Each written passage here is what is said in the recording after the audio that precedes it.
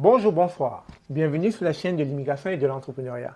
Vous savez, il y a des histoires tristes, il y a des histoires malheureuses, mais aussi il y a des belles histoires, il y a des histoires qui apportent du bonheur, de la joie. Mais l'histoire que je vais vous raconter aujourd'hui, là, ça a dépassé mon entendement, ça a dépassé ma logique. C'est digne d'une histoire de science-fiction. Quasiment, je ne sais pas comment qualifier cette histoire. Elle est juste rocambolesque. C'est l'histoire de deux Camerounais. Je vais vous la raconter de manière simple. Je ne vais pas entrer dans les détails.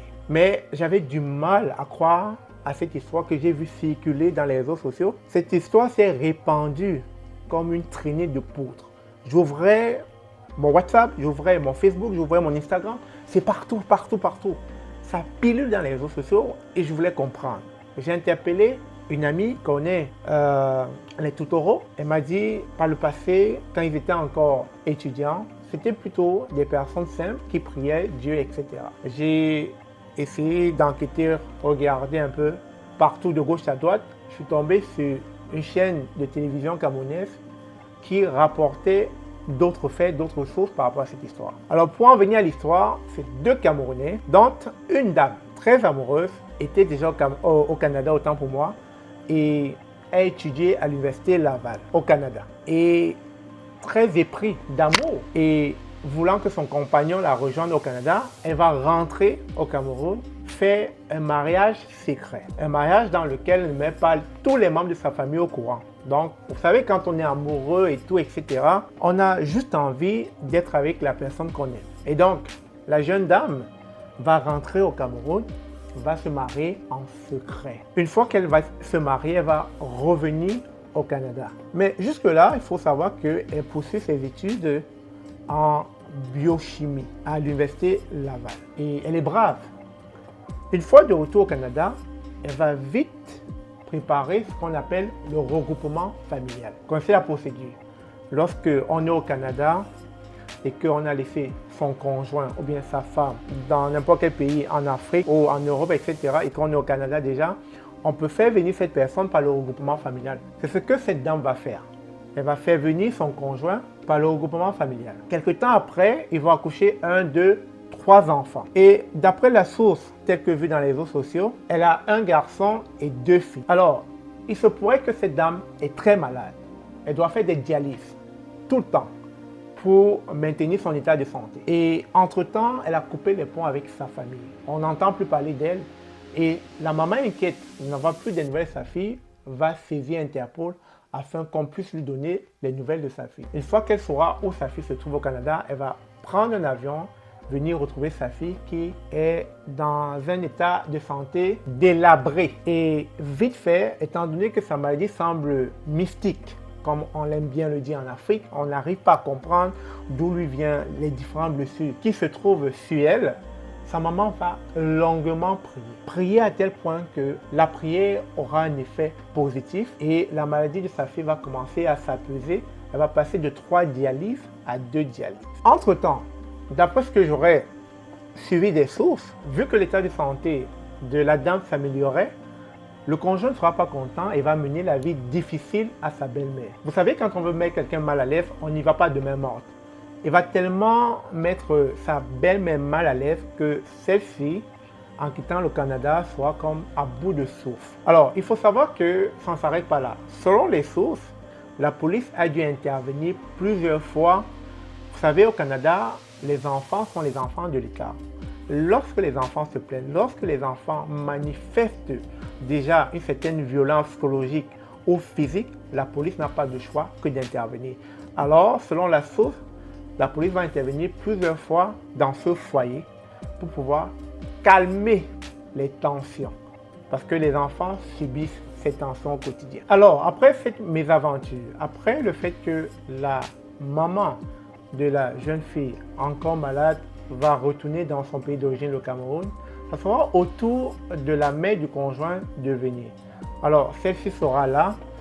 Selon les sources, elle va mener la vie difficile aux enfants qui n'ont pas le choix que de se plaindre et la police va encore intervenir cette fois-ci, mais pour expulser la mère du conjoint du Canada, selon les sources. Et l'état de santé de la dame va se détériorer de telle manière que ça sera très grave. Malheureusement, son état de santé va tellement se détériorer que le 24 octobre 2022, lorsque la maman de la jeune dame s'apprête à remonter au Canada pour venir s'enquérir de l'état de santé de sa fille, il lui sera communiqué au 20 octobre, c'est-à-dire quand elle a eu son billet d'avion pour le 24 octobre, elle n'était pas encore venue, il lui sera communiqué au 20 octobre 2022 que sa fille a rendu l'âme. Alors, dans cette histoire, il y a beaucoup de flou.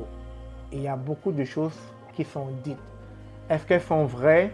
On va regarder déjà ce que les médias locaux du Cameroun disent.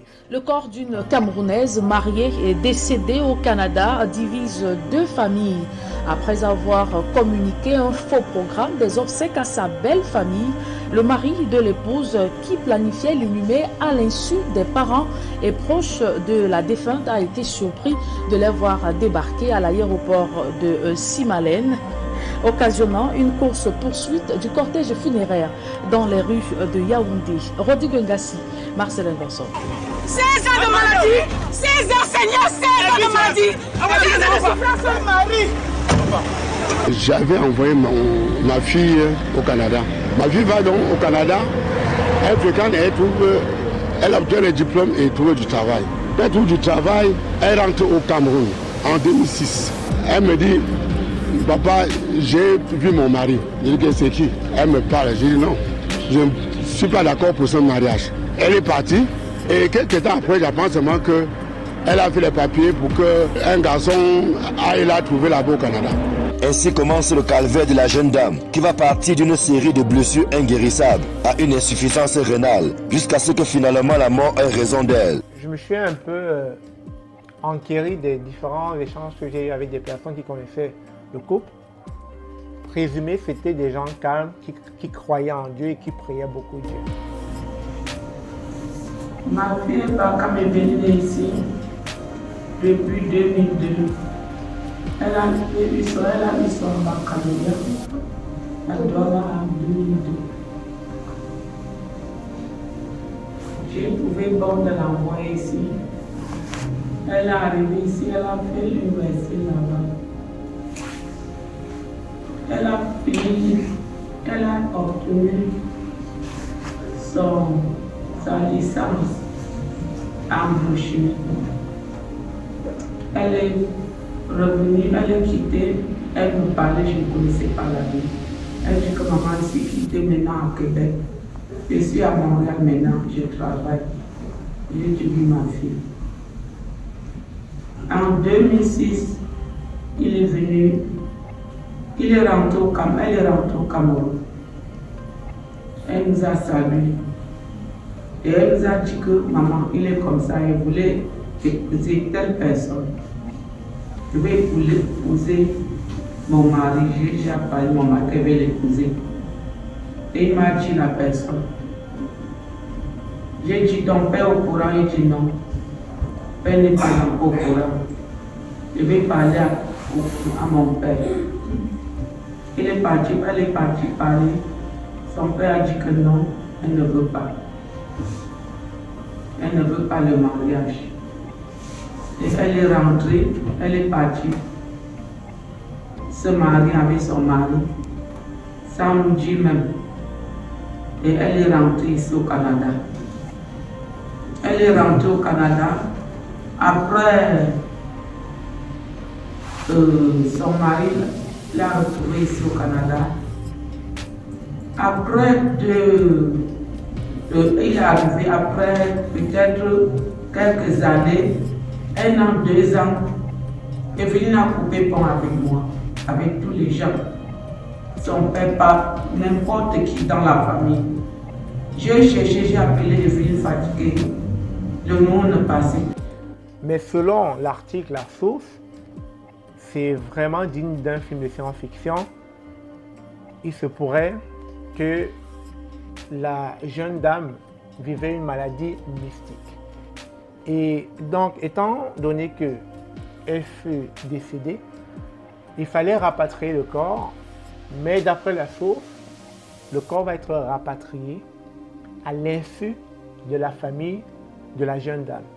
Tout simplement la belle famille, c'est-à-dire la famille du conjoint, va vouloir s'accaparer le corps et pouvoir aller enterrer le corps de manière secrète. Malheureusement, ils sont interceptés à leur arrivée au Cameroun parce que, comme toujours, la vérité finit par éclater. Il y a une source qui leur a dit que le corps viendrait à tel moment, à telle heure, et la famille de la jeune dame était au rendez-vous. Donc, vous allez vous rendre compte qu'il y a eu vraiment beaucoup de querelles sur le sol camerounais autour du corps de la jeune dame. Le 10 à 20 heures, il m'envoie un faire-part pour dire que demain à 13 heures, il y a le levé de corps de ma fille à l'aéroport de Simalin. Nous partons à l'aéroport, trouve que sa famille est là pour prendre le corps de ma fille. C'est-à-dire qu'ils ont toujours l'idée de nous duper et de partir enterrer le corps de notre fille n'importe où et n'importe comment. Vous savez, face à cette histoire des plus rocambolesques, je ne sais vraiment pas quoi dire, mais ça reste toujours que je ne cesserai de dire sur cette chaîne, on vient ici prendre notre place. On vient former une seule et même personne qui veut réussir ensemble. C'est quand même aberrant de voir que des personnes qui viennent de loin, on sait tous d'où on vient, on sait comment c'est d'où on vient, qu'on n'arrive pas à trouver un équilibre, une balance, et qu'en partant, on traîne encore des squelettes de nos tiroirs. Et qu'à la fin, ça finisse avec une perte en vie humaine. Est-ce que c'est être responsable? Est-ce que c'est être glorifiant pour nous? Est-ce que ça va permettre à d'autres générations de prendre cela pour exemple? Je me pose tellement de questions face à notre réalité. Y a-t-il une façon de faire? Y a-t-il une meilleure façon de faire? De changer ce paradigme? Est-ce qu'on ne vient pas ici réussir? Ou est-ce qu'on vient ici pour se lamenter? Très souvent, quand on entend des histoires, ce sont des lamentations. Et quand on creuse, on se rend compte qu'il y a un peu de jalousie, il y a un peu un côté malsain, il y a un peu de l'individualisme en réalité. Parce que si on voulait vraiment le bien des uns et des autres, comme ce que je fais dans le partage du quotidien, en voulant vous passer tout type d'informations qui vous permettront de venir au Canada un jour. Si on veut vraiment voir l'autre réussir, est-ce qu'on lui mettra des bâtons dans les roues? Est-ce qu'on va être celui-là qui sera l'épine dans le pied d'un frère ou d'une sœur? C'est autant de choses ou de questions comme ça qu'on devrait se poser en longueur de journée. Quelle est notre fonction primaire sur cette terre? Quelle est notre venue fondamentale sur cette terre? Parce qu'à la fin de la journée, quand on écoute ce genre d'histoire, on hallucine. On est comme déboussolé, désorienté, on se pose beaucoup de questions. La nature humaine est-elle mauvaise?